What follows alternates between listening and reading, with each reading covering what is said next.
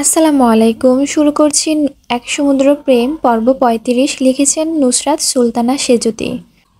নিশির তৃতীয় প্রহর। সাদীপ জিদ হয়ে শুয়ে আছে ছাদের খোলা মেঝেতে। চতুর্দিকে নির্মল প্রভঞ্জনের ছোঁয়া। চোখ মুদে আসতে চাইছে। মাথার নিচে আড়াআড়ি বাম হাত রেখে উন্মুক্ত আকাশের দিক চেয়েও একটা তারা নেই, না আছে চাঁদ হতে ছুটে আসা জ্যোৎস্নার কোনো অংশ, বরং গভীর অমানিসার তোপে ছোপ কিছু অন্ধকার। ভালো লাগার মুগ্ধ হওয়ার মতন কিছু নেই ওই অম্বরে। তবু সাদীপ নিষ্পলক চেয়ে তার চোখের সামনে পরিচ্ছন্ন কিছু দৃশ্যপট। এই তো আজকের সব কথাগুলোই, তার বড় মায়ের বকাঝকার হাত থেকে পিউকে ধূসরের বাঁচিয়ে নেওয়ার মুহূর্তরা, সবার মধ্যে ওকে আগলে নিজের ঘরে চলা। এই এতটা সাহস আদৌ ওর আছে? সে হলে পারতো সব কিছুতে পিওর ঢাল হতে, পারতো ওকে রক্ষা করতে। সাদিফের সকল প্রশ্নের জবাব হলো তাৎক্ষণিক না, সত্যি পারতো না। ওর যে এই স্পর্ধা নেই। আজ অবধি বাবার চোখের দিক চেয়ে কথা বলেনি, মায়ের কথার অবাধ্য হয়নি। এই যে সে ব্যবসা না দেখিয়ে চাকরি করছে, সেও তো অনেক কাঠখড়ের ফল। প্রথম দিকে সায়েন্স নিয়েছিল পরিবারের কথায়। বাঙালি পরিবার, ছেলে মেয়ের উচ্চ পদের পড়াশোনা বলতে সায়েন্স বুঝে, বাকি দুটো বিভাগ যেন গোনাতেই পড়ে না। সেবারেও সাদীপ চুপচাপ মেনে নিল। কিন্তু কি হলো, পড়াশোনার খারাপ করলো। অত্যাধিক মানসিক চাপে গরমিল লাগিয়ে গায়ে এলো তুখোর জ্বর। তবুও টু শব্দ করেনি। ভাগ্যিস জবা ছেলের ভাবগতি বুঝিয়েছিলেন। প্রথম বর্ষ পরীক্ষায় পরেই পাল্টে দিলেন বিভাগ। সে অঙ্কে ভালো বিধায় কমার্সে গেল।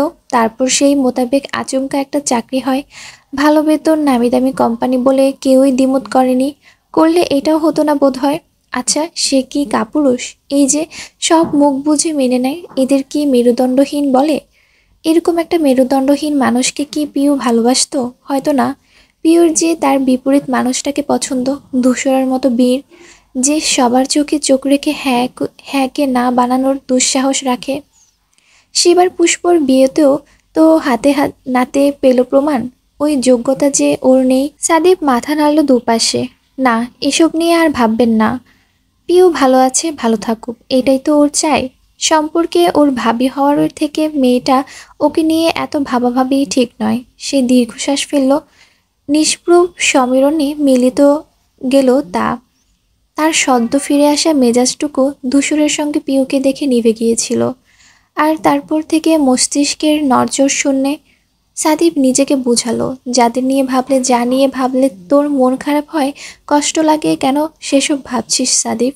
বরং এমন কিছু ভাব যাতে মন ভালো হয়ে যায়, মন খারাপের লেশমাত্র না থাকে। আনমনা হলো ও। খুঁজতে বসলো এমন কিছু কারণ যা মনে করে ঠোঁটে হাসি ফুটবে। সহসা জাদুর ন্যায় মানসপটে উদয় হলো মারিয়া। মেয়েটি প্রভাময় মুখখানে উকি দিল। সাদীপ চমকে উঠল। অগোছালো পল্লব আশ্রে আকাশ পথে চাইল। না, পরিষ্কার মারিয়াকেই দেখছে সে। ওই তো শাড়ি পরে এগিয়ে আসছে। কুচি ধরে হাঁটার ভীষণ ব্যস্ততা তার। কাঁধের দুপাশে চুল দুলছে বায়ুতে। তারপর কাছে এসে চোখ তুলে ওর দিকেই চাইল।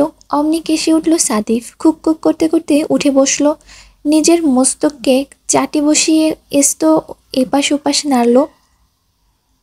আর চোখে আবার ফিরল আসমানে। ভেসে উঠল মারিয়ার সাথে কাটানো মধুর সময়েরা। যখন সেবার লোডশেডিংয়ে ওকে জড়িয়ে ধরার চিত্রটা স্পষ্ট দেখল সে, হাঁসফাঁস করে উঠে এক প্রকার বিড়বিড় করে বলে, কি হচ্ছে এসব? নিশ্চয়ই শয়তানের কার সাজি। আর থাকা যাবে না এখানে। পাটি আর চায়ের ফ্লাক্স বগল দাবা করে ফিরে আসতে রওনা করলো সে। দরজায় আবার হঠাৎ থামলো। কি মনে করে ফিরে তাকালো। আশ্চর্য, এখনও তো কিছু নেই। সব আগের মতোই তিমিরের ডুবে। তাহলে এসব ভ্রম ছিল? হতে পারে সারাক্ষণ মেয়েটার সাথে থাকে বলে ওর কথাই মাথায় ঘুরছে। হ্যাঁ, তা নয় তো কি? সাদীপ বক্ষ টানটান করলো। এসে আগের জায়গায় পাটি বিছিয়ে বসলো। এই গরমে এসির থেকেও প্রাকৃতিক হাওয়া স্বাস্থ্যকর। অহেতুক কারণে এসব থেকে বঞ্চিত হওয়ার মানে হয় না তো। অথচ তাও মস্তিষ্ক জুড়ে মারিয়ার কথাই ঘুরছে। সেই তাদের প্রথম সাক্ষাৎ, ধাক্কা খেয়ে দুদিকে ছিটকে পড়ার সময়টা। কোমর বেঁধে ঝগড়া, একে অন্যের শায়েস্তা করতে কি কি সব ছেলে মানুষই। সব ভেবে সাদিফের হাসি পায়। সচকিত ব্যস্ত হাতে ফোন তুলল সে। গ্যালারি ঘেটে লুকিয়ে ছোট্ট মারিয়ার তুলে আনা ছবিটা বের করলো। পোকা খাওয়ার দাঁতগুলো দেখে ফের হাসি দীর্ঘ হলো, বাড়ল।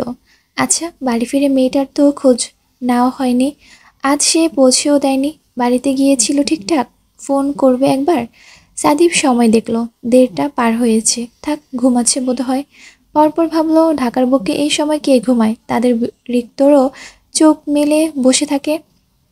ও হয়তো জেগে, সে চটপট কল দেয়। মারিয়া সত্যি ঘুমে। রিংটোনের শব্দে তার বিরক্ত লাগে। সূচক শব্দ করে নড়েচড়ে উঠে। লাগাতার আওয়াজ একটা সময় বাধ্য করলো গভীর ঘুম ভাঙতে। ও ফোন হাতিয়ে কোনো রকম কানের কাছে ধরে বলল, হ্যালো, কে? সাদিব হাঁ করছিল। এর আগেই মারিয়া আওয়াজে থমকালো।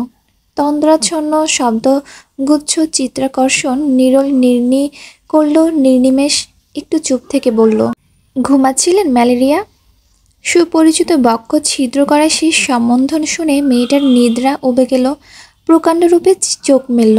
অনিশ্চিত নজরে স্ক্রিনে চোখ বুলালো আরেকবার। না, উনিই ফোন করেছেন এত রাতে। তড়াক করে উঠে বসে পড়ল। বলল, আপনি? কেন, বিরক্ত করলাম? না না, বলুন না। পৌঁছাতে অসুবিধা হয়নি তো? হুম। এখনও ঘুমোননি যে? সাদিব বলল, ঘুম আসছিল না। আমি কোথায় আছি জানেন? কোথায়? ছাদে। মারিয়া ভীত সুরে বলল, ভয় লাগছে না? ভয় কেন লাগবে? ভয় মেয়েদের জিনিস। আমি কি মেয়ে? তাও ঠিক। তারপর ক্ষণ নীরবতা নামলো। মারিয়ার লজ্জা লাগছে ভীষণ। অহেতুক অকারণে ঠোঁটের পাশে অল্প স্বল্প মৃদু হাসির চিহ্ন। মনে হচ্ছে এই মাঝরাতে সে প্রেমালাপ করছে। সাদিব ডাকলো তখন, ম্যালেরিয়া? সে আচ্ছন্নতা মতো জবাব দেয়, হুম। তখন ওভাবে কাঁদলেন কেন? মারিয়া, নাম এত অপছন্দ আপনার? মারিয়া ভনিতা করল না, সোজাসাপটা বলল, আপনার মুখে পছন্দ নয়। সাদিব থমকালো। তার পুরো রক্তাভ অধর ঈষৎ কম্পিত হতে দেখা যায়। পরপর গলার স্নেশা পরিষ্কার করে বলল, কাল দেখা হবে, গুড নাইট। মারিয়া ছোট করে জবাব দিল, হুম। সাদিব ফোন কাটলো। তবে ললাটে ঠিক মধ্যমণিতে গাঢ় ভাঁজ পড়েছে। তীক্ষ্ণ চাউনি স্ক্রিনের উপর। খানিক পর নিভে গেল ওই আলো। কিন্তু তার দৃষ্টি পরিবর্তন এলো না, বরং অনুচিন্ততেও অতি নিম্ন জলাশয়ে পা ডুবল যেন। মারিয়ার কিছু কথা অদ্ভুত। নাকি এর পিছনে রয়েছে বিশেষ কারণ? যদি থাকে, কি সেসব? আমজাদ শিকদার কক্ষে ঢুকলেন। গলার টাই ঢিলে করে দাঁড়াতেও পারেননি। ব্যস্তভাবে ছুটে এলেন মিনা বেগম। অমনি দুরন্ত কদম দেখে তিনি সাবধান করলেন, আরে আস্তে, পড়ে যাবে তো। মিনা শুনলেনই না। তার উদ্গ্রীব পদযুগল স্বামীর নিকটে এসে থামল। চোখে মুখে উত্তেজনা নিয়ে শুধালেন, গিয়েছিলেন? আমজাদ হাত ঘড়ি খুলতে খুলতে জবাব দেন, হ্যাঁ। কি বললেন উনি? নেবে মেয়েটাকে? মিনার রুদ্ধশ্বাস। উত্তর না পাওয়ার আগে দম ছাড়বেন না আমজাদ বললেন, আগে একটু পানি দাও, তৃষ্ণা পাচ্ছে। ও হ্যাঁ, আনছি। পানি গ্লাস সমেত ঝড়ের গতিতে হাজির হলেন মিনা। এতটা তাড়াহুড়ো দেখে আমজাদ ফোঁস করে নিঃশ্বাস ফেললেন। ততক্ষণে জামাকাপড় পাল্টে নিয়েছেন উনি। গ্লাস হাতে নিয়ে বললেন, বসো। মিনা অধৈর্য কণ্ঠে বললেন, বসতে হবে না। এমন করছেন কেন? আগে বলুন যে কাজে গিয়েছিলেন, হয়েছে? মাস্টার কি বলল? মেয়েটা পরীক্ষা দিতে পারবে? হ্যাঁ। ভদ্রমহিলা এতক্ষণ সত্যি বুক ভরে শ্বাস নিলেন। শুষ্ক চেহারার রক্তপ্রবাহ দেখা গেল। যাক বাবা, বাঁচলাম। মেয়েটা একটা বছর গ্যাপ গেল না তাহলে। আচ্ছা, অনেক অনুরোধ করতে হয়েছে আপনাকে, তাই না? নিশ্চয়ই প্রথমে রাজি হতে চাননি। অত ভালো কলেজ, ফেল করলে এমন করবে, স্বাভাবিক। মেয়েটা যে কি করলো? আমজাদ গ্লাস টেবিলে রাখতে রাখতে জবাব দেন, আমার কিছু করতে হয়নি, কিছু বলতে হয়নি। ওনারা আগে থেকে পিউকে ফাইনাল নেওয়ার সিদ্ধান্ত নিয়েছিলেন। মিনার ভ্রুযুগল গুছিয়ে এলো, তাই? হুম। একটু থেমে বললেন, আমার আগে ধূসর গিয়েছিল ওর কলেজে। মিনার গোটানো ভ্রু এবার উঠে গেল কপালে। অবাক হয়ে বলল, ওমা, তাই নাকি? তাই তো শুনলাম। যা কথা বলার সেই বলে এসেছে। আর পিউ শুধু ইংলিশ ফার্স্ট পেপারে ফেল করেছে, বাকিগুলোতে নম্বর ভালো বলে প্রিন্সিপাল আর দ্বিমত করেননি। মিনার রঙ্গহীন অধর দুপাশে সরে গেল। ত্রস্ত চিত্রে আওড়ালো। ছেলেটার সব দিকে খেয়াল আছে, দেখেছেন? কিছু বলিও না, তার আগে নিজেই দায়িত্ব নিয়ে চলে গেল। সত্যি স্বর্ণের টুকরো ছেলেটা। আমজাদ চুপ রইলেন। আজ আর যুক্তি খণ্ডাতে গেলেন না। পিওর রেজাল্ট কার্ড বাড়িয়ে দিয়ে বললেন, দেখো। মিনা ভাঁজ খুললেন, সবটাতে চোখ বুলিয়ে আশ্চর্য বনে গেলেন। এ কি, একটাতেও 14 পেয়েছে, বাকি সবগুলোতে 8-এর ঘরের নম্বর। মেয়েটা মনে হয় সত্যি ওই দিন অসুস্থ ছিল, বলেছিল তো লিখতে পারেনি। না হলে এমন আকাশ পাতাল তফাৎ কেন হবে নম্বরে? মিনার চেহারা তৎক্ষণাৎ কালো হয়ে যায়। পিওকে মারার কথা মনে পড়তে চোখ ভিজে ওঠে। মা সুলভ হৃদয় হু হু করে বলে, আমি কি ওকে একটু বেশি বকে ফেললাম? তোমার কাজই তো তাই। আদর যাকে করবে সেটাও বেশি, বকলেও সেটাও বেশি। মিনা কেঁদে উঠলেন অমনি। আমজাদ নির্বোধ বনে বললেন, আরে কাঁদছো কেন? এই তো এমনি বললাম। মিনার কান্না কমল না, বরং বাড়ছে। তিনি মহাবিপাকে পড়ে বললেন, আহা, শুধু শুধু কাছে। তুমি তো মেয়েকে শাসন করেছো মিনা। তোমার জায়গায় থাকলে যে কোনো মায়েরই তাই করবে। আর তুমি অত বকেছিলে বলেই তো আমি কাল ওকে কিছু বলিনি। মিনা ফ্যাস গলায় বলল, না, আপনি জানেন না, মেয়েটার গায়ে খুব জোরে স্টিলের খুন্তিটা মেরেছিলাম। লাগলে কেটে ছুঁড়ে যেতে পারতো। আমি যাই, হ্যাঁ, এখন গিয়ে ওকে একটু আদর করে আসি। উত্তরের প্রতীক্ষাও করল না, ছুটে ঘর ছাড়লেন তিনি। আমজাদ সেদিকে চেয়ে দুপাশে মাথা নেড়ে দীর্ঘশ্বাস ফেললেন। ধূসরদের জেলা পার্টি অফিস প্রতি 3 বছর পর পর সভাপতি পাল্টানো হয়। ওখানে যতদূর সদস্য রয়েছে তাদের মধ্যে থেকে কেউ তার হয় সেই পদের জন্য, বাকি সদস্যদের ভোটের মাধ্যমেই নির্বাচিত হয় সেই নেতা। নিয়মটা ওদেরই বানানো। স্থানীয় এমপির অনুমতি, তার সাপোর্টের মাধ্যমেই গড়া এটি, যাতে কেউ দোষারোপ করতে না পারে। অমুক পা চেটে সভাপতি পেয়েছে, লক্ষ্য আইন সর্বজনীন হোক। হিসেব মোতাবেক সেই ঘরোয়া নির্বাচনের সময় ঘনিয়ে প্রায়। খলিল কদিন ধরে বিশ্রাম পাচ্ছে না। একই রকম শশব্যস্ত সকলেই। জয়ের পরেও তাদের দলের স্লোগান থেমে নেই। সবার সাথে উল্লাস ভাগাভাগির দরুন ঢাকঢোল নিয়ে রাজপথে নেমেছে ওরা। হৈ হৈ করে গলা ফাটিয়ে চেঁচিয়েছে। জেলার প্রায় প্রতিটি বাড়িতে গিয়ে দেখা করে এসেছিল খলিল। হাসি মুখে করেছেন কুশল বিনিময়। তারপর শপথ গ্রহণ, আনুষ্ঠানিক অভিষেক। আজকে সমাপ্তি ঘটল সেসব নিয়ম নিষ্ঠের। তবে পার্টি অফিস মুখরিত। বেশ কয়েকদিন সময় লাগবে আনন্দ ফুর্তিতে আমেজ কাটতে। ধূসর সেখানে এলো বিকালের দিকে।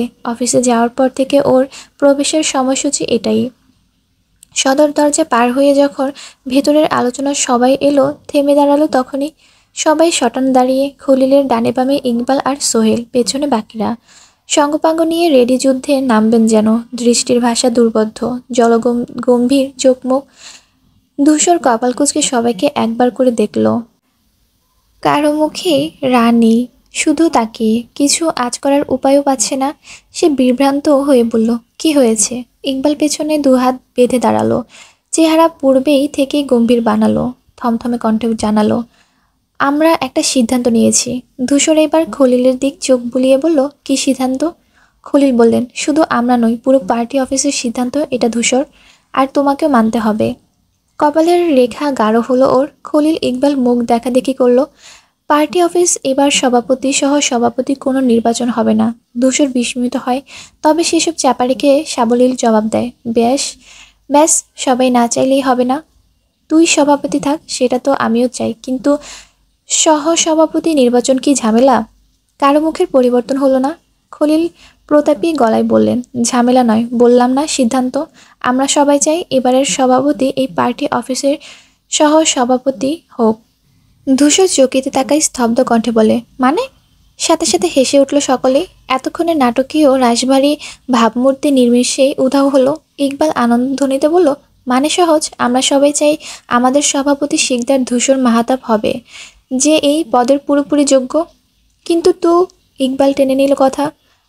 আমি এই প্রস্তাব রেখেছি খলিল ভাইয়ের কাছে, তিনিই রাজি। বাকিদের জিজ্ঞেস করলে তারাও এক পায়ে রাজি, তাই এবার নির্বাচন হচ্ছে না। ধূসর হতবাক, বলতে চাই, কিন্তু। কোনো কিন্তু নয়, তুই এই পার্টি অফিসের সভাপতি হচ্ছিস ধূসর। এটাই কিন্তু ফাইনাল। আমার এমপি সাহেবের অনুমোদন নেওয়া শেষ। তিনি আরেকবার পেছনে দাঁড়ানো সবার দিক ফিরলেন, শুধালেন, এতে কার কোনো দ্বিমত আছে? কোনো একজন দ্বিমত হলে বলে দাও। সোহেল ওরা চেঁচিয়ে না না বলে জানালেন। খলিল বিজয় হাসলেন, অথচ ধূসরের চেহারার একই রকম বিস্ময়। তিনি এগিয়ে এসে ওর বাহু ধরে বললেন, এত অবাক হচ্ছ কেন ইয়ার? যোগ্য লোককেই তো আমরা পদটা দিচ্ছি, বলো। ধূসর কথা খুঁজে পাচ্ছে না যে বাকরুদ্ধ খলিল ঘোষণা দিলেন, আমি এই জেলার মেয়র খলিলুল শাহ ঘোষণা দিলাম, আজ থেকে এই জেলা পার্টি অফিসের সভাপতি গ্রহণ করবে শিকদার ধূসর মাহাতাব, আর সহসভাপতি হবে আমাদের প্রিয় ইকবাল হাসান। আগামীকালই তার সমস্ত আনুষ্ঠানিক বন্দোবস্ত হবে। সকলে হাততালি দিল, চিরচেনা জয়ধ্বনি তুলল। কেউ এক ধাপ এগিয়ে মুখে আঙ্গুল ঢুকিয়ে সিটি বাজালো। ৬-৭ জন ছুটে এসে ধূসরের কাঁধে তুলে নেয়। ছেলেটা তখনও বিমূর্ত, অবাক দুটো লোচন বিক্ষিপ্ত ভাবে ছুটছে ইকবালের মুখমণ্ডলে। এসব যে ওর কারসাজি তার বুঝতে বাকি নেই।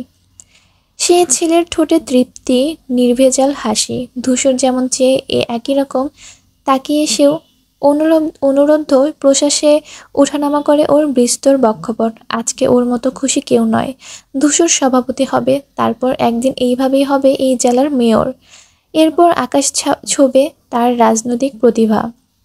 আর আমৃত পাশে রইবে সে, বিপদে আপদে কাঁধে কাঁধ মিলিয়ে চলবে। এইটাই যে ওর একান্ত ইচ্ছে। স্বেচ্ছায় সভাপতি ত্যাগ প্রিয় বন্ধুর জন্য ওর পক্ষ থেকে ক্ষুদ্র এক উপহার, যা দুজনের বন্ধুদের কাছে নগণ্য, ভীষণই নগণ্য। পিউ তখন পড়ার টেবিলে। আজ থেকে যা ওর ধ্যান ও জ্ঞান। সত্যি সে মন দিয়ে পড়ছে। এতটা মনোযোগ কোনো দিন দেয়নি বস্তুকে। ধূসরের প্রেমে হাবুডুবু খাওয়ার পরে তো একদমই না, কিন্তু এখন পড়তে হবে, সামলাতে হবে এই উড়ু উড়ু হৃদয়। ধূসর ভাইয়ের বড় মুখ সে ছোট হতে দেবে না। তার কথা রাখবে, যে করেই হোক ভালো রেজাল্ট করতে হবে এবার। সেই সময় মাথায় একটি হাতির স্পর্শ পেল। কেউ কোমল হস্তখানা চুলে বোলাচ্ছে। পিউ বই থেকে মুখ তুলে তাকালো। মাকে দেখে ঘাবড়ে যায়, আবার মারবে নাকি? শঙ্কিত গলায় বলল, আমি তো পড়তে বসেছি আম্মু। মিনা বেগম হাসলেন, প্রসঙ্গ এড়িয়ে শুধালেন, কিছু খেতে মন চাইছে? বানিয়ে দেব কিছু? পিউ অবাক হলো। গতকালকের মায়ের এই চণ্ডী রূপখানা সে ভোলেনি। চর মারার সময় টাস করে ওঠার শব্দটাও না। কিন্তু আজকে মায়ের এই অনাকাঙ্ক্ষিত হাস্যবদন তাকে ভ্রান্ত করে। অবিশ্বাস্য নিয়ে শুধালো, হ্যাঁ? কি খাবি বল, বানিয়ে দিই। পিউ দোটানায় ভুগলো। ফেল করার পর সে মাকে একটু সমঝে চলছে, একটু না পুরোটাই। এই যেমন কাল থেকে কোনো বাইনাই করেনি। এমনকি দুপুরে পাতে যখন ওর সবচেয়ে অপ্রিয় ঢ্যাঁড়স ভাজি দিয়েছিলেন তিনি, তখনও টাটু শব্দও করেনি। সে যে চোর ও অপরাধীদের কি এত চটপাট মানায়? যতদিন না একাধার বাধাই করার মতো ফল করবে পরীক্ষায়, সেই পুরনো প্রতাপটা ফিরবে না। এখন কিছু খেতে চাইবে কি না, মুখ খুললে মা চেতে যাবেন কি না ভেবে ভালো মেয়ের মতো মিনমিন করে বলল, তোমার যা ভালো লাগে বানাও। আচ্ছা, তাহলে তোর ফেভারিট চিকেন ফ্রাই করব, কেমন? পিউ ঘাড় কাত করলো। ওকে, এখন পান্তা ভাত খেতে দিলেও রাজি। শুধু চর মারলেই হলো। মন দিয়ে পড়ো মা, বলে মাথায় চুমু খেলেন মিনা। পিউয়ের চক্ষু ভ্রু ছুলো। তিনি বেরিয়ে গেলেন। ও শুধু হাঁ করে চেয়ে থাকলো ওই দিকে। মায়েরা কি এইরকমই হয়? কাল মেরে বকে আজ আদর করে গেল। পিউকে কলেজের প্রাঙ্গণে দেখিয়ে ছুটে গেল তানহা। দুটো ডানা থাকলে উড়ে যেত যেন। বলা কওয়া ছাড়াই দু হাতে জড়িয়ে ধরল গলা। পিউ খেয়াল করেনি ওকে। আচমকা ধরায় একেবারে হকচকিয়ে যা তা অবস্থা। যখন তানহাকে দেখলো ধাতস্থ হলো। সে সরে এসে কণ্ঠে উদ্বিগ্ন ঢেলে বলল, কি অবস্থা তোর? ফোন ধরছিলে না কেন? তুই জানিস আমার কত টেনশন হচ্ছিল। পিউ চমৎকার হেসে জানালো, টেনশন হবে কেন, আমি তো একদম ঠিকঠাক। তানহা চক্ষু পিটি করে বলল। হিসেব মতো পিউ এই হাসি বেমানান, কিছুই জানে না কি না ইতস্ত করে বলল, বাড়িতে কিছু বলেছে? বলেনি আবার? মারও খেয়েছি। তানহা কণ্ঠে দরদ দিয়ে বলল, আহারে, আর আঙ্কেল? আব্বু কিছু বলেনি? তারপর ওর দিক চেয়ে বলল, কিন্তু তুই এত দেরি করে ফর্ম ফিল আপ করেছিস কেন? তুই তো পাশ করেছিস, তোদের র্যাঙ্ক না আগে ছিল? তানহা মুখ কালো করে বলল, বারে নেই, আর আমি আগে ফর্ম ফিল আপ করে ফেলবো? তুই ছাড়া আমি কোনো দিন কিছু করেছি? পিউ মুগ্ধ হলেও বলল, তাই বলে এতদিন ফেলে রাখবি? বাড়িতে কিছু বলেনি? তানহা ওর হাত ধরে এগোতে এগোতে বলল, বলেছে, তারা দিয়েছে। আমি শুনলে তো। আমি রেজাল্টের দিনই এমন মনমরা হয়ে বসেছিলাম যে আম্মু ধরে নিয়েছিল আমার ফেল এসেছে। একটু চুপ থেকে বলল, তুই অনেক শক্ত রে পিউ, সবগুলো এত ভালো নম্বর পেলি, একটাতে এত কম এলো। অন্য কেউ হলে কেঁদে নদী বইয়ে দিত। পিউ ফোঁস করে নিঃশ্বাস ছাড়ল, দুঃখের নয়, মুক্ত প্রাণবন্ত চিত্র চাঞ্চল্য বলল, আমিও কেঁদেছিলাম, কিন্তু সেই কান্না আমার প্রিয় পুরুষের যত্ন আর ভালোবাসা পেয়ে এক চুটকিতেই হাওয়া হয়ে গিয়েছে। ধূসর ভাই? তা নয় তো কে? তানহা বিজ্ঞের মতো মাথা ঝাঁকিয়ে বলল, সেই তো আমাদেরই যত পোড়া কপাল, জীবনে একটা ধূসর ভাই নেই, তাই কান্নাকাটি করে মাথা ব্যথা বানালেও কেউ যত্নের জও করে না ভাই। প্রচুর দুঃখ আর আফসোস শুনেও পিউ শব্দ করে হেসে উঠল। তানহা হঠাৎ মনে করার ভঙ্গিতে ওর আঙ্গুল তুলে অনামিকা দেখল, জিজ্ঞেস করলো, এই আংটিই দিয়েছেন ধূসর ভাই? কি সুন্দর রে। পিউ মাথা ঝাঁকায়। দৈনিক একবার করে এই আংটিতে চুমু খায় সে। তানহা সেটাই গায়ে হাত ছোঁয়াতে গেলেই সে টান মেরে কাছে নিয়ে বলল, ধরিস না, ধূসর ভাইয়ের স্পর্শ উঠে যাবে। তানহা মাথায় হাত দিয়ে বলল, বাব্বা রে বাব্বা, কি ঢং। হোক, আমার একটা বয়ফ্রেন্ড, তোকে আর চিনবই না। আচ্ছা, না চিনলে বাসায় গিয়ে পরিচয়পত্র দিয়ে আসবো, এখন চল। দুজন ফর্ম তুলে বেরিয়ে এলো, কাল জমা করবে। তানহা ব্যতিব্যস্ত হয়ে বলল, এই, আমাকে বাবা নিতে এসেছে, গেটে দাঁড়ানো। ও, তাহলে চলে যা। তুই? গাড়ি এসেছে? না, মানা করেছি। রিকশায় যাবি? এত ভাবিস না, চলে যাব, তুই সাবধানে যা। ঠিক তো? হ্যাঁ রে মুরব্বি, যা এখন। তানহা মাথা দুলিয়ে চলে গেল। পিউ বসলো বেঞ্চে, ভেবেচিন্তে ধূসরকে মেসেজ করলো, একটু আমাকে কলেজে এসে নিয়ে যাবেন ধূসর ভাই? সিন করে শ্বাস আটকে বসে রইল সে। রাগ করবে না রাজি হবে কে জানে। দুপুরবেলা সে যে প্রচুর ব্যস্ত লোক। মিনিট খানেক পর স্ক্রিন জ্বলে ওঠে, মানুষটা সংক্ষেপে উত্তর পাঠিয়েছে, আসছি। পিউ চকচকে চেহারায় ঠোঁট ফুলিয়ে নিঃশ্বাস নিল। কলেজ পেরিয়ে গেটের বাইরে এলো। ফুচকা ভ্যানের সামনে একটা টুলে বসলো। 15 মিনিটের মধ্যে ধূসর বাইক দেখা যায়। ধূসর বাইক থামিয়ে ডাকার আগেই ছুটে গেল সে। দম টেনে বলল, আপনি এসেছেন? ধূসর হেলমেট খুলে সরাসরি তাকালো। পিউর জবার মতো স্নিগ্ধ ঠোঁটে কি মায়াময় হাসি। এত খুশি হলো শুধু ওর আসতেই, অথচ সে হাসিনি। বরাবরের মতো মুগ্ধতা ঢাকা পড়ল রাশভারীতে প্রকোপে। আর 5টা প্রেমিকের মতো মধু মিশিয়ে বলেনি, তুমি ডেকেছ আর আসবো না, বরং বলল, ওঠ। পিউ ত্রস্ত বেগে উঠে বসে, ব্যাগ রাখে কোলে। নিচে থেকে ডান হাতটা কাঁধে রেখে ওর ধূসর স্টার্ট দিতে যাবে সে মুহূর্তে সম্মুখে এসে হাজির হলো একজন। হাত উঁচিয়ে সালাম ঠুকলো, আসসালামু আলাইকুম। পিউ সহজভাবে চেয়েছিল। মৃণালকে দেখতেই তার চোখ উঠল ললাটে। সালামের উত্তর না করে আতঙ্কে ঢোক গিলল। একে এক্ষুনি আসতে হলো? এখন এই ছেলে যদি ধূসরের সামনে ওকে ভাবি ডাকিয়ে ফেলে, সর্বনাশ। ধূসর ভাই ফ্লাইওভার থেকে ছুঁড়ে ফেলবেন ওকে। মৃণাল সবসময়ের মতো দাঁত কেলিয়ে হাসছে, যেন আস্ত এক দাঁতের দোকান। পিউয়ের গা পিতে জ্বলে ওঠে। শিল নোড়ায় এক ঘায়ে সব দন্তপাটি ভেঙে দিতে মন চায়। আর চিন্তার মধ্যেই ধূসর উত্তর করলো, ওয়ালাইকুম আসসালাম, এখনো যাসনি? পিউ আশ্চর্য তাকায় ওর দিকে। আরও চমকালো যখন মৃদুল বলল, যাচ্ছিলাম ভাই, আপনাকে দেখে এলাম। এরপর পিউর দিক চেয়ে বলল, ভাবি কেমন আছেন? পিউ ফ্যালফ্যাল করে চেয়েছিল। মৃণালের কথায় ফিরে এলো ত্রস্তিত। অমনি হুটুপুটি গলায় বলল, আপনি আপনি ওনাকে চেনেন ধূসর ভাই? সে উত্তর করার আগে মৃণাল জবাব দেয়, চিনবেন না কেন ভাবি, আজ 4 বছর ধরে আমরা একই পার্টি অফিসে কাজ করি। আপনি ওই যে মাঝে মধ্যে আমার ভাইকে দেখতে চাইতেন না, ইনিই তো আমার ভাই। পিওর কেবলমাত্র এক হাওয়া অষ্টযুগল ফেক ফাঁকা হয়ে গেল। বিস্মিত বনে চাইল ধূসরের পানে। মৃণাল বলল, ভাবির তো আর কলেজের কাজ নেই, তাই আমারও ডিউটি নেই, তাই না ভাই? ধূসর বলল, বাসা যা, কাল দেখা হবে। মৃণাল ঘাড় নাড়ে। ধূসর বাইক ছোটালো, এগিয়ে গেল চাকা দুটো। অথচ পিউ স্বাভাবিক হতে পারল না। সে হতবিম্বল ভঙ্গিতে পিছনে চেয়ে মার্বেল চাউনি দেখছে মৃণালকে। ছেলেটা হাসতে হাসতে হাত নাড়িয়ে বিদায় জানালো ওকে। সে নড়ে চড়ে উঠল, সামনে ফিরল। ধূসর ভাই? পিউ খুব আস্তে করে ডাকলো। সে উত্তর করে, হুম। ওই ছেলেটা। তারপর থামলো, বিলম্ব করে বলল, ও যে আমাকে মাঝে মধ্যে খাবার দিয়ে যেত, সেসব কি আপনি পাঠাতেন? পিউ নিভু গলায় প্রশ্নটা করছে। ভাবলো তেরা লোক উত্তর দেবে না, কিংবা বলবে তাতে তোর কাজ কি, অথচ সে জানালো তো আর কে দেবে। পিউ সাহস পেল অমনি। ধূসরের কাঁধে রাখা হাতটা শক্ত হলো। বলল, এর মানে উনি যে আমাকে ভাবি ডাকেন? ধূসর একদম মুখের উপর বলল, আমাকে ভাই ডাকে? তুই আমার বউ হলে তোকে কি নানি ডাকবে? পিওর বুক ধড়াস করে উঠল। ছলাৎ ছলাৎ করে কই মাছের মতো লাফ ঝাঁপ করলো অনুভূতিরা। আজকাল ধূসর ভাই কেমন ফটাস ফটাস উত্তর ছাড়েন, সে একদম ভার নিতে পারে না। পিউ মুখ চুপসে বসে থাকে, যথাযথ উত্তর পায় না। তাকার বাইকের দুধারে একটা লুকিং গ্লাসের দিক। ধূসরের শ্যামলা কপল দেখা যাচ্ছে। কি মাননীয় বেশ ড্রাইভ করছে উনি।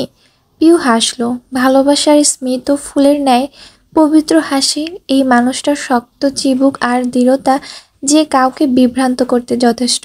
অথচ কে বলবে ওনার ওই প্রশস্ত বুকে এত ভালোবাসা লুকিয়ে, অন্তরস্থলে এত মায়া মিশে। এই যে সেই না খেয়ে বের হলেই কলেজের চৌখাটে খাবার দেওয়া, পরীক্ষায় সে যাওয়ার আগে সিট খুঁজে রাখা, কলেজে কি করছে না করছে সব আগেভাগে জেনে যাওয়া, এসবের কারণে আজ সুস্পষ্টভাবে বুঝে নিল পিউ, এতটাও পসেসিভ কেউ থাকে, তাও এত আড়ালে।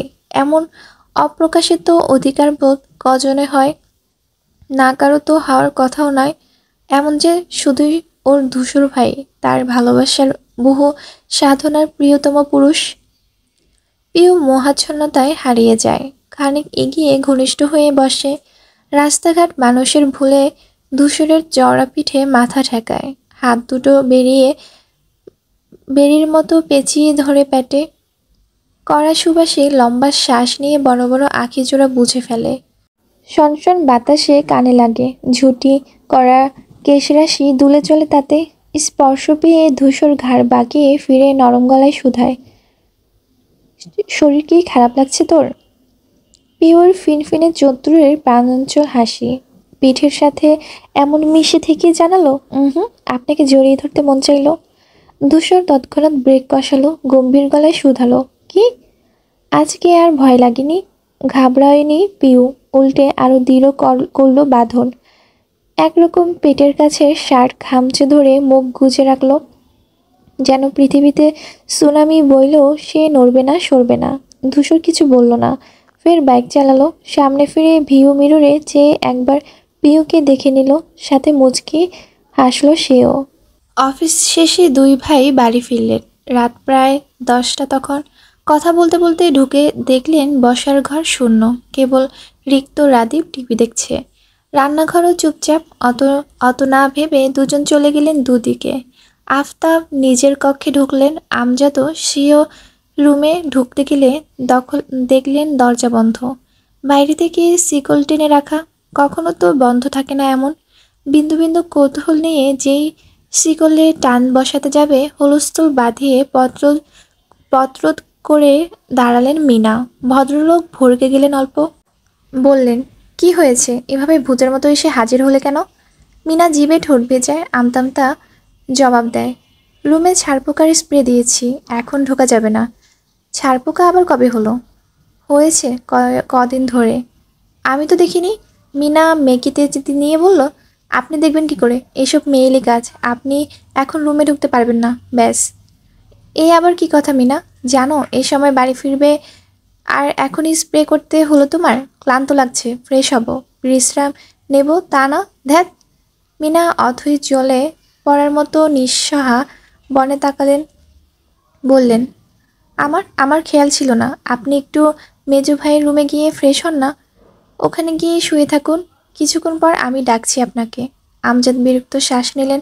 তর্কে হার মেনে রওনা করলেন ভাইয়ের কামরায়। পেছন থেকে ঠোঁট ফুলিয়ে স্বস্তির শ্বাস ফেললেন মিনা। আফতাব লুঙ্গিতে গিট বাজছিল।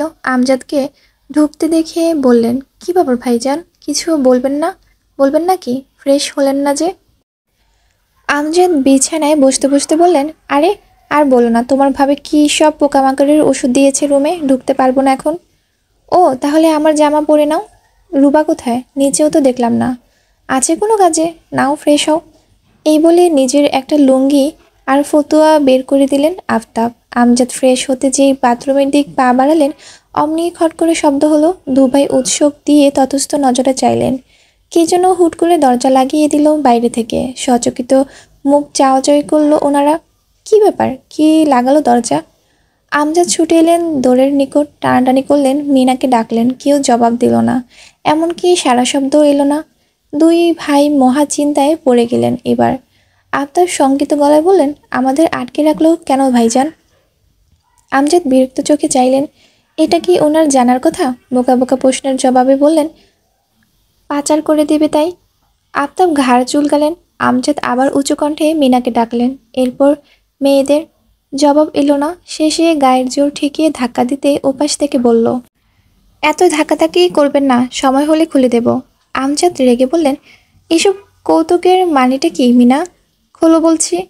আবার সব নিশ্চুপ। আমজাদ দাঁত চেপে ফিরে এলেন, ধপ করে বসে পড়লেন, লুঙ্গি ফতুয়া ছুঁড়ে মারলেন বিছানার উপর। আফতাব আর কি করবেন? পিলপিল পায়ে সেও গিয়ে বসে বসে রইলেন ভাইয়ের পাশে ঘেঁষে। দোর খুলল ঠিক 1.5 ঘন্টার মাথায়। ঘড়িতে তখন 11টা 55। দুই ভাইয়ের ব্যস্ত চিন্তিত পায়চারি তৎক্ষণাৎ থামল। আবার একই রকম সচেতন চোখে একে অন্যকে দেখলেন। আমজাদ ভাবলেন মিনা হাঁ করলেন ওনাকে কঠোর কিছু শোনাতে, কিন্তু উকিয়ে দিল আনিসের হাস্যোজ্জ্বল মুখ।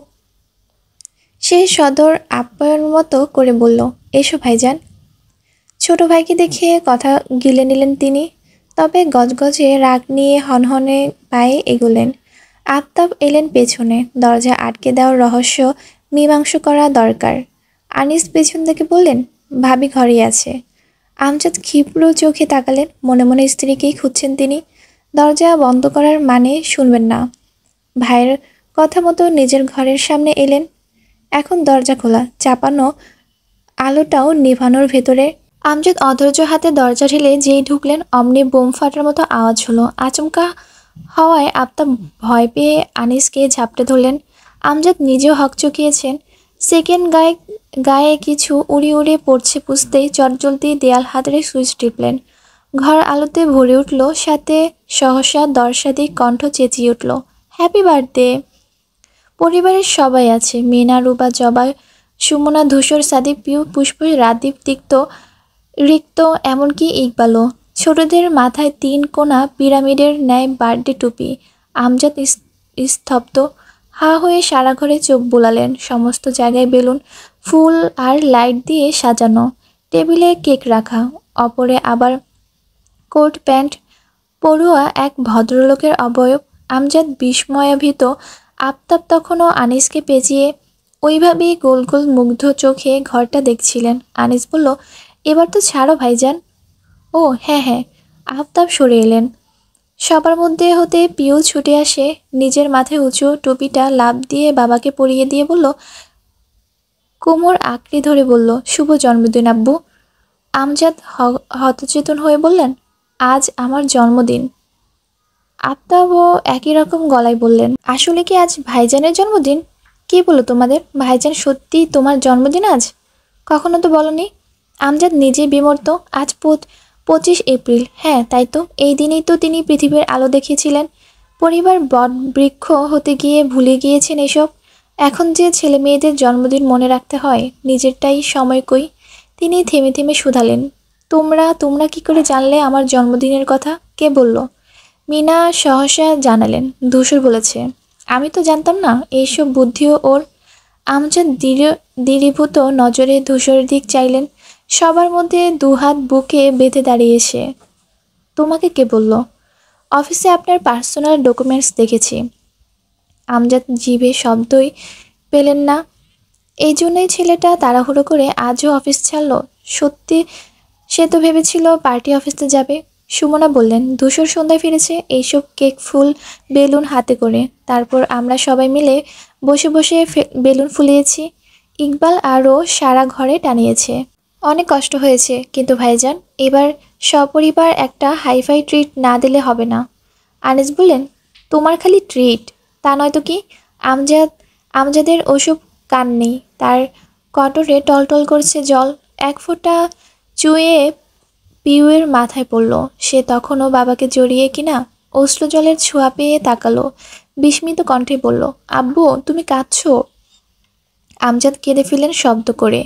এই ক্ষুদ্র জীবনে কোনোদিন কেক কাটেনি তিনি।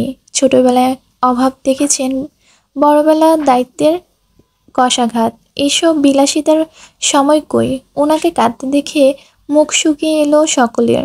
আনিস আফতাব মায়া মায়া চেহারায় ভাইয়ের দুপাশে গিয়ে দাঁড়ালেন, কাঁধে রাখলেন আশ্বাসের হাত।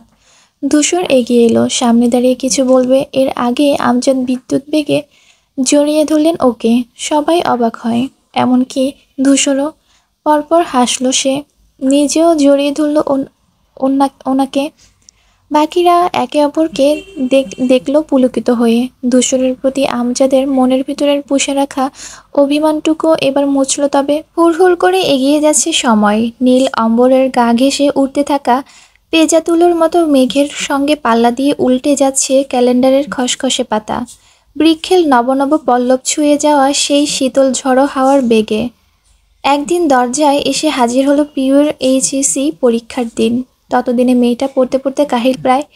নওয়া খাওয়া ভুলে পড়ে থেকেছে পড়ার টেবিলে। বাড়ির প্রতিটি সদস্যের নিদারুণ ব্যস্ত। নতুন নতুন সভাপতিদের ভার তখন ধূসরের কাঁধে। সাথে যোগ হয়েছে খলিলের মেয়র হওয়ার আরেক চাপ। ফুসরতি যেন মেলে না। যখন বাড়িতে ফেরে তখন গভীর রাত। পিউসহ সকলের ভারী নিঃশ্বাস পড়া বাড়িটা তিমিরে ডুবে থাকে। অথচ ধূসর প্রত্যেক সময় ওর কক্ষে চোখ বুলিয়ে আসে। এসির বাতাসে মাঝরাতে শীতে কুঁকড়ে থাকা পিউর গায়ে কাঁথা টেনে দেয়।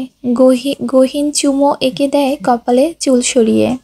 প্রথম পরীক্ষার পিউ অবস্থা করুন, টেনশনে তার হাত পা কাঁপছে। এতটা চিন্তাও কখনো হয়নি। জীবনের সব পরীক্ষার হেলদোলে হাজির হওয়া মেয়ের নার্ভাসনেস পেট মোচড়াচ্ছে আজ। মাথার সবকটা কোষ লাফাচ্ছে।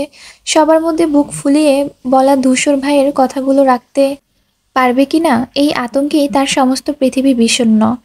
সবাইকে সালাম করে সে বাড়ি ছাড়ল। যেহেতু আজ প্রথম দিন, সঙ্গে পুষ্পর যাওয়ার কথা। ঢাকা ক্যান্টনমেন্ট কলেজের হল পড়েছে ওদের। ওটা বাড়ি থেকে বেশ অনেকটা দূরের পথ, কিন্তু তাদের গাড়িটা বাড়ি থেকে কিছু দূর এগিয়েই থেমে যায়। পিউ সিটে বসে পড়েছিল। গাড়ি থামতেই তাকালো, দেখা গেল ইকবালের গাড়ি ওদের মুখোমুখি দাঁড়িয়ে। পুষ্প ওর মাথায় হাত বুলিয়ে বলল, ভালো করে পরীক্ষা দিস কেমন? পিউ আগামাথা না বুঝে বলল, কেন, তুই কোথাও যাবি? ইকবালের সাথে বের হব। আমার সাথে হলে যাবি না? ধূসর ভাই যাবেন। পিউ অবাক হয়ে বলল, উনি উনি কি করে যাবেন? সে তো ব্যস্ত। পুষ্প মুচকি হেসে বলল, তোর কাছে ওনার সব ব্যস্ততা তুচ্ছ, আসি। পুষ্প সেকেন্ড নেমে গেল। পিউ চোখের পাতা পিটপিট করলো বসে বসে। ধূসর ভাই কীভাবে যাবেন? কই সে? ওই সময় ওপাশের গাড়ির জানালা থেকে ইকবালের মাথাটা বেরিয়ে আসতে দেখা যায়। সে হাত নেড়ে বলল, এই Piu Piu, all the best. Piu ঠোঁটে হাসি ফুটিয়ে বলল, থ্যাংক ইউ ভাইয়া। ইকবালের গাড়ির সৌবেগে পাশ কাটিয়ে প্রস্থান নিল। পিউ নিঃশ্বাস ফেলতে না ফেলতে ধূসর বাইক এসে দাঁড়ালো তার জানালার কাছে। বলল, নেমে আয়। পিউ চোখ গোল গোল করে তাকালো। উনি সত্যি যাবেন? এটা তো ওর কাছে চাঁদ আকাশ ছেড়ে হাতে নেমে আসার মতন।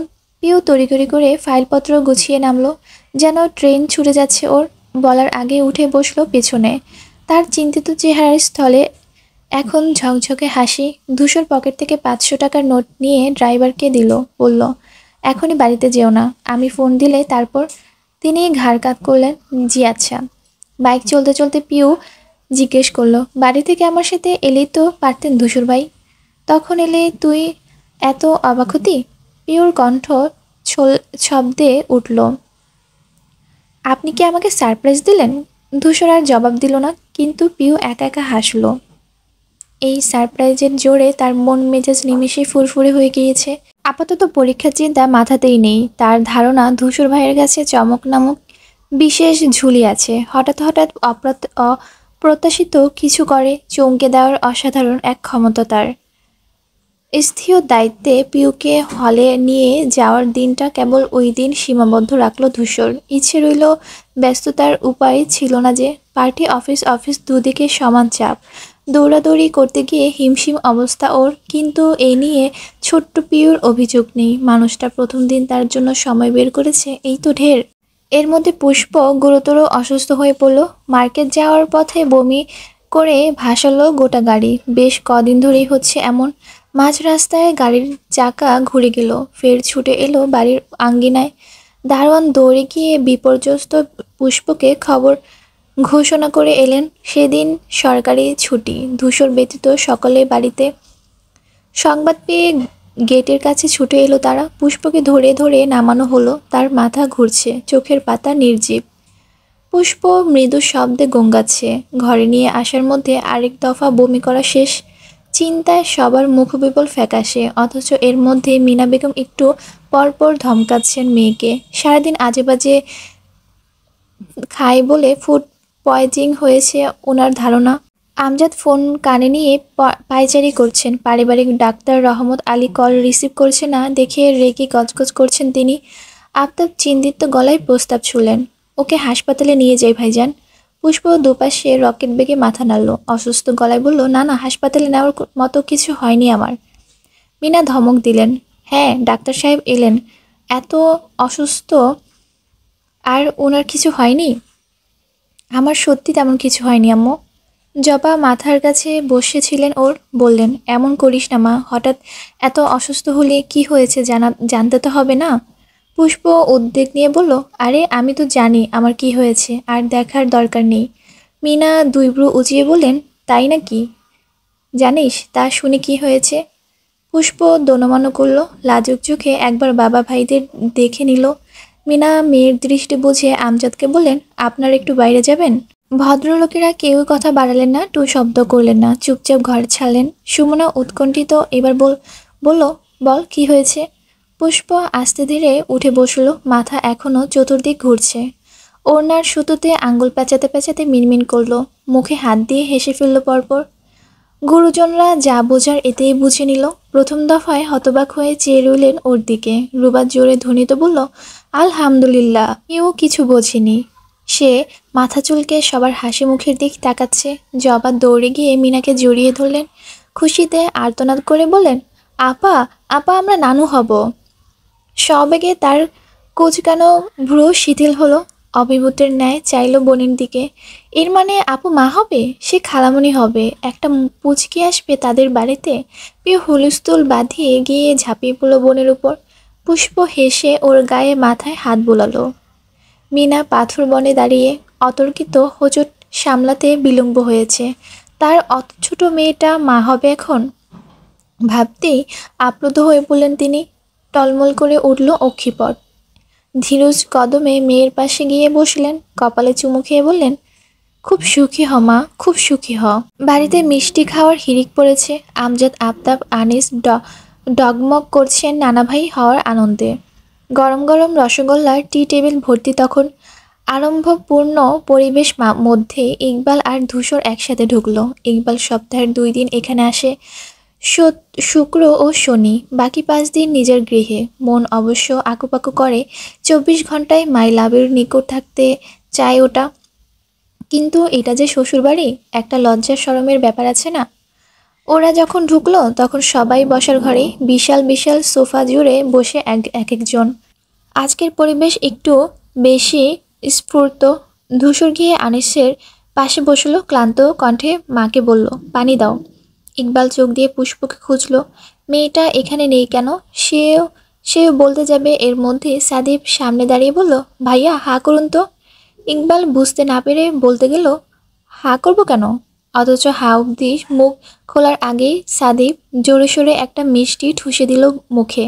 দুবাহু ধরে প্রমোদ কণ্ঠে বলল, কংগ্রাচুলেশন। ইকবাল ভরকে ছিল, এখন মিষ্টি চিবোতে চিবোতে প্রশ্ন করল, কিসের জন্য? সাদিব চাপা কণ্ঠে বলল, এই যে ছক্কা মারলেন বলে, বছর না হতেই বাবা হয়ে যাচ্ছেন। সে বেখেয়ালি বলল, ও আচ্ছা। পরপর তাজ্জব বনে তাকাতে সাদেব হেসে ফেলল, দুষ্টুমি করে বলল, জি আচ্ছা। ইকবাল বিকট নেত্রে ধূসরের দিক ফিরল। সেও বিস্মিত। মস্তিষ্কের প্রতিটি নিউরন বেজে উঠল ওর। বাবা হওয়ার স্লোগান গোলমাল বাঁধিয়ে ফেলল।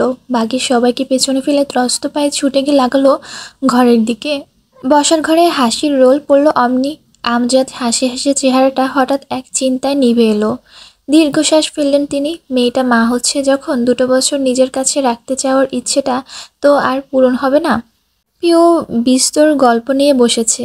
ওর মুখোমুখি পুষ্প বিছানায় আধশোয়া, দুজনের মধ্যে ঝুড়িভর্তি কালো আঙ্গুর। প্রিয় খুব যত্ন করে আঙ্গুলের খোসা ছাড়িয়ে বোনের মুখে দিচ্ছে। পুষ্প ওর বকবক শুনছে মন দিয়ে, একটুও বিরক্তি নেই সেখানে। সে সময় ইকবাল কামরায় ঢুকলো। আওয়াজ পেয়ে দু বোন একযুগল চাইল। প্রিয় ওকে দেখতেই উঠে দাঁড়ালো। তার আর এখানে কাজ নেই। ফলের ঝুড়ি টেবিলে রেখে হাঁটা ধরল সে। পাশ কাটানোর সময় বলল, কনগ্রাচুলেশন আমার ফার্স্টে দুলাভাই। ইকবাল ঘাড় চুলকে লাজুক হাসে। পিউ বেরিয়ে গেল।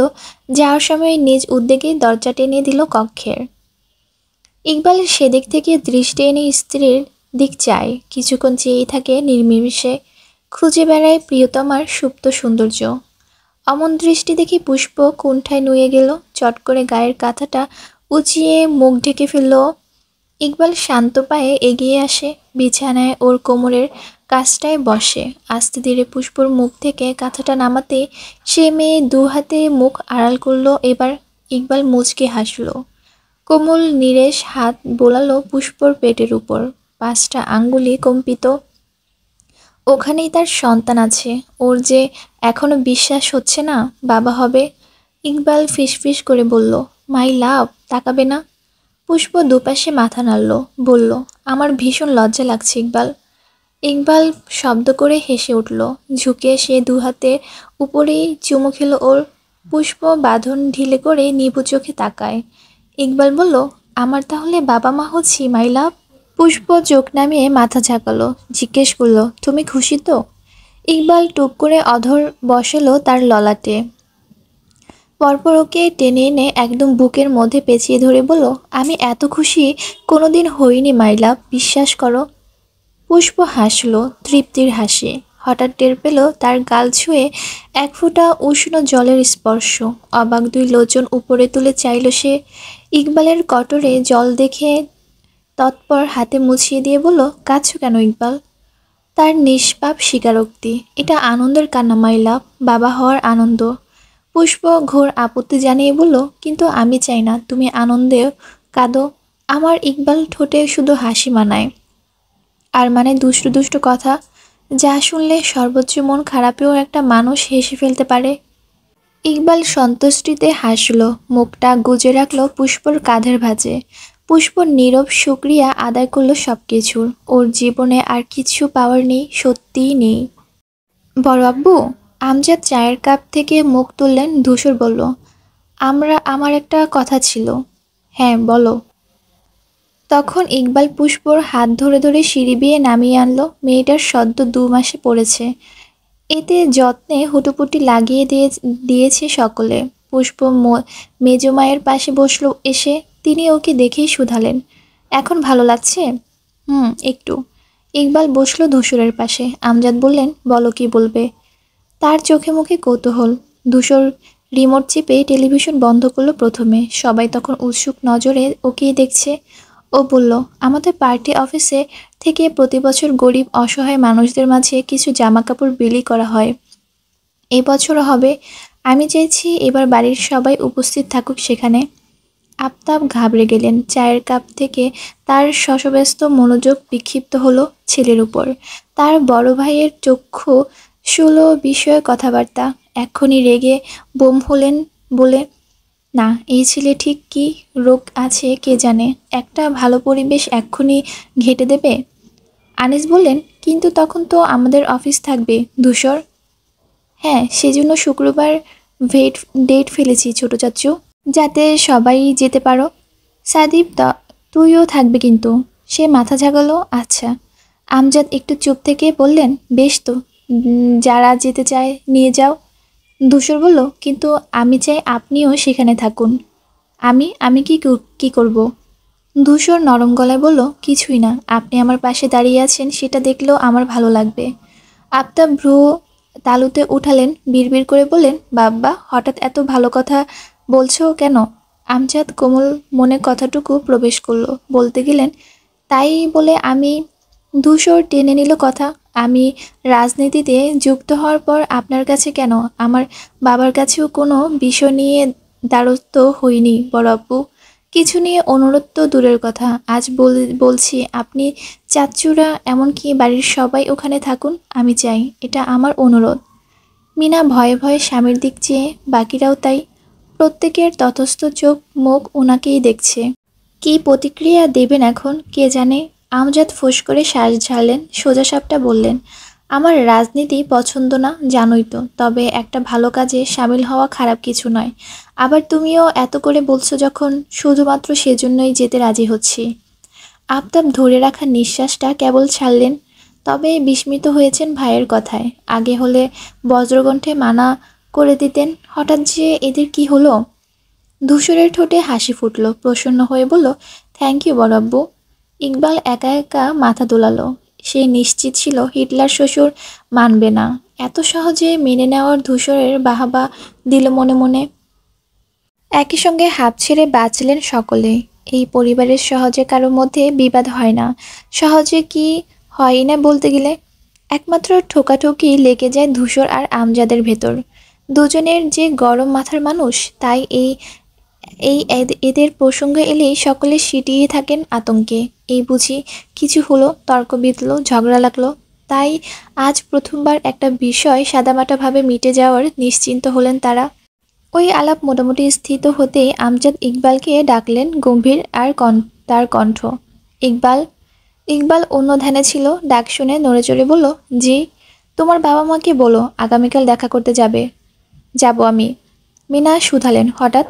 আমজাদ সবার দিক একবার চেয়ে বুলিয়ে জানালেন, পুষ্পকে খুব দ্রুত তাদের হাতে তুলে দেব এবার। সবে সবে আনন্দিত হওয়া মুহূর্তটা মিলিয়ে গেল। বাড়ি ছাড়তে হবে ভেবে মুছে গেল পুষ্পর উচ্ছ্বাস। অথচ হৃদয় সানন্দে নেচে উঠল ইকবালের, মাই লাভ এবার পার্মানেন্ট ওর ঘরে আসছে তাহলে। পিও এখন থেকে উড়ন্ত পাখি, নেচে কুদে বেড়ালেও কেউ কিছু বলবে না ওকে। পরীক্ষা তো শেষ। সে লাফাতে লাফাতে সিঁড়ি বেয়ে নামার সময় ধূসরের মুখোমুখি হলো। ও উঠছিল উপরে, ওকে দেখেই পিউ হইচই বাঁধিয়ে বলল, ধূসর ভাই শুনছেন, আমি খালামণি হচ্ছি, আপনি মামা হচ্ছেন। বলার সময় তার কণ্ঠ ছিল শৃঙ্গে, যেন উপচে পড়ছে খুশি। অথচ ধূসর চোখ শুরু করে বলল, তুই আর আমি ভাই বোন? পিও হাসি কমিয়ে ফেলল তৎক্ষণাৎ, দুপাশে মাথা নেড়ে জানালো, না তো। সাইড দে। পিও বাধ্য ন্যায়ের মতো গুটি গুটি মেরে একপাশে হয়ে দাঁড়ালো। ধূসর উঠে গেল লম্বা পায়ে। ও সেদিক চেয়ে রইল বোকা বোকা চাউনিতে। নিজেই বলল, সত্যি সে খালামণি হলে আর ধূসর ভাই মামা হলে ওরা যে ভাই বোন হয়ে যাবে, তাহলে আপুর ছেলে মেয়ে ওকে কি বলে ডাকবে? হাফ খালামণি আর হাফ মামুনি। ইস, কি বিশ্রী নাম হবে তাহলে। পিওর মায়া হলো খুব। পুষ্পর ভবিষ্যৎ সন্তানের প্রতি দুঃখ জাগলো। ওদের জন্য এখন বাচ্চাগুলো শেষমেশ এই ডাক বিভ্রান্তে পড়বে।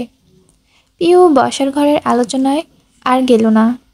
ইউটার্ন নিল পিলপিল পায়ে। ধূসরের কামরার সামনে এসে থামলো। পর্দার ফাঁক গলে উকি দিল ভেতরে। ধূসর সোফায় মাথা এলিয়ে বসে, চোখ বন্ধ। পিউ আস্তে করে অনুমতি চাইল, আসবো ধূসর ভাই? উত্তর এলো, আয়। পিউ নরম পায়ে ওর সামনে গিয়ে দাঁড়ালো। ধূসরের মুখবিবর তৃষিত নয়নে নিরীক্ষণ করে শুধালো, আপনার কি শরীর খারাপ? না। তবে মাথা ব্যথা করছে? হুম। পিউ একটু রয়ে সয়ে শুধালো, টিপে দেবো আমি? ধূসরের ক্ষুদ্র জবাব আসে, দে। পিউ খুশি হয়ে গেল। চঞ্চল কদমে চলে গেল সোফার পেছনে। ধূসরের পেছনে দিক এলিয়ে রাখা মাথা প্রযত্নে দু হাতে আগলে ম্যাসাজ করতে শুরু করলো। কপাল, ভ্রু, চোখের এক চারপাশে নিপুণ হাতে মালিশ করলো। একটা সময় পর ধূসর দীর্ঘ নিঃশ্বাসের শব্দে এলো কানে। ঘুমিয়ে পড়েছে হয়তো। পিউয়ের হাত দুটো যত্র থামে। প্রেমিকা সুলভ হৃদয়ে উকি দেয় দুষ্টুমি। একবার সতর্ক চোখে দরজার দিক দেখে নেয়, তারপর ধূসরের মুখের উপর সচেতনভাবে ডানে বামে হাত নাড়ল। যখন বুঝলো মানুষটা সত্যি নিদ্রায় তলিয়েছে, বুকে অসীম সাহস ভর করলো ওর। পিউ অমন দাঁড়িয়ে থেকে ঝুঁকে গেল। পৃথিবীর সবথেকে ক্ষুদ্র চুমুটা চট করে বসিয়ে দিল ধূসরের পাতলা অধরের উপর। বিদ্যুৎ বেগে সরে এলো, আবার ভেবেছিল এই সাংঘাতিক ভয়ে চুরিখানা করে ধরা পড়বে না, কিন্তু বিধিমাম তড়াক করে চোখ মিলল ধূসর। এতটাই দ্রুত পিউ চমকে হকচকিয়ে এক শেষ হৃৎপিণ্ড শব্দ করে এক স্থল থেকে আরেক স্থলে লাফ দিল। সেই ঝাপাঝাপির শব্দ স্পষ্ট টের পেল পিউ। ধূসর চোখ উল্টো করে তার দিকে চেয়ে আছে। পিউ অবস্থা বেকুতিক ধরা পড়েছে বুঝতেই পালাতে চাইল। প্রতিবারের মতো ছুট লাগালো যেন। খপ করে হাতখানা টেনে ধরল ধূসর। পরপর উঠে দাঁড়াতেই চল ঝুলে গেল মেয়েটার। ভীত মস্তিষ্কের কণ্ঠে বলল, আর করব না ধূসর ভাই। সে মানুষটা নিশ্চুপ, তবে শক্তপোক্ত চাউনি পিওর ত্রাস তরতর করে বাড়িয়ে দেয়, যেন একটা ছোট্ট চুমো খেয়ে মহাপাপ করে ফেলল ও। পিও আতঙ্কে পেয়ে পিছিয়ে গেল। সঙ্গে সঙ্গে ধূসর এগিয়ে আসে। পিও নিচু সুরে আবার বলল, আমি আর করব না, সত্যি বলছি, প্রমিস। কে শুনে কার কথা? ধূসরকে ক্রমশ এগোতে দেখে ওর হৃদয় যন্ত্রের লাভ ঢাপ মারছে। কেন যে চুমোতে খেতে গেল? কার বুদ্ধিতে? কোন শয়তানের ইশারায়? নির্ঘাত না বলে এভাবে চুমু খাওয়াতেই ভীষণ রেগে গিয়েছেন উনি। কিন্তু সেও তো চুমু খেয়েছিল পিউকে। কই, পিউ তো রাগ করেনি। এমন গিলে ফেলার মতো তাকায়ও নি। ভাবার মধ্যেই পিউর পিঠ দেয়ালে গিয়ে দাঁড়িয়ে খায়। ধ্যান ভেঙে চমকে উঠে সে। গোল গোল গ্রাসিত নজর তাক করে উঁচুতে ধূসরের চেহারায়। সে মানুষের তার কাছে ঘেঁষে দাঁড়ানো, একদম নিকটে। পিউ যেই পাশ থেকে পালাতে যাবে তার বলিষ্ঠ একটা হাত উঠে এলো মাথার কাছের দেয়ালে। পিউ আরেক পাশ দিয়ে ছুটতে গেলে সে পাশের হাত রেখে আটকালো ধূসর। পিউ অথৈজলে সাঁতার কেটে হাঁপিয়ে যাওয়ার নাবিকের মতন অসহায় চোখে তাকালো। কম্পিত কণ্ঠে বলল, ধূসর ভাই, আমি আমি ধূসর এক হাত নামিয়ে তার বাম হাত ধরল। কথা থেমে গেল ওর। অনামিকা জুড়ে থাকা জলজলে হীরের আংটিতে আঙ্গুল বুলিয়ে বলল, যেহেতু তুই আমার বাগদত্তা, আমার হবু স্ত্রী, তাই একটা বড় চুমু তোকে খেতেই পারি। অবিশ্বাস্য কিছু শুনে পিউর কান ঝাঁঝা করে ওঠে। কটর ফুঁড়ে আসা প্রকট নেত্রযুগল আরো বৃহৎ করে চাইল সে। বলতে গেল, বড় চুমু খাবেন? অথচ হাঁ করার পূর্বেই ধূসরের চিকন পুরুষালী উষ্ণ ঠোঁটজোড়া সবেগে সদর পেয়ে আঁকড়ে ধরল তার গোলাপি অধর। পিউ থমকে গেল। দীর্ঘ কালো পল্লব অগোছালো ঝাপটে একসময় ক্লান্ত ভঙ্গিতে বুঝে ফেলল। ধূসর নিজেই ওর কাঁপতে থাকা হস্তযুগল তার পিঠে উঠিয়ে দেয়। নীরবে আঁকড়ে ধরতে বলে। একটা সময় বলবান দেহের ভারে ছটফটিয়ে উঠে পিউ। শ্বাস প্রশ্বাস থিতিয়ে আসে। ধূসর তবুও ছাড়ল না, থামল না। সহজে কাছে না ঘেঁষা মানুষটার অকস্মাৎ এই অল্প আদরের তোপে পিউর অবস্থা তখন দুঃসহ। যেন এই এক্ষুনি শ্বাস নিতে না পারলে মরে যাবে। ধূসরের চুম্বনের তীব্রতা মাত্রা ছড়ায় পাহাড় ডিঙ্গায়, হয় গাঢ় থেকে প্রগাঢ়। সেই ক্ষণে ইকবালের আগমন, তবে ধূপধাপ পদচারণ আর উঁচু আমোদের কণ্ঠে ভেসে এলো বাইরে থেকেই। ধূসর জানিস, বলতে বলতে আসছে সে। আওয়াজ পেতেই ধূসর বিদ্যুৎ বেগে পিউকে ছেড়ে দিল। পিউর মনে হলো এতক্ষণে তার প্রাণ ফিরে পেল। ইকবাল তখন এসে দাঁড়িয়েছে দরজায়। কিছু বুঝে ওঠার আগেই পিউ ঝড়ের গতিতে দৌড়ে বেরিয়ে গেল। ইকবাল আহাম্মকের বনে দেখে গেল তা। তারপর সামনে ফিরে শুধালো, ও এভাবে ছুটল কেন? ধূসর দেয়ালে হেলান দিয়ে দাঁড়িয়ে বৃদ্ধাঙ্গুল দিয়ে ঠোঁট মুছতে মুছতে কাঁধ উঁচিয়ে বলল, আমি কি জানি।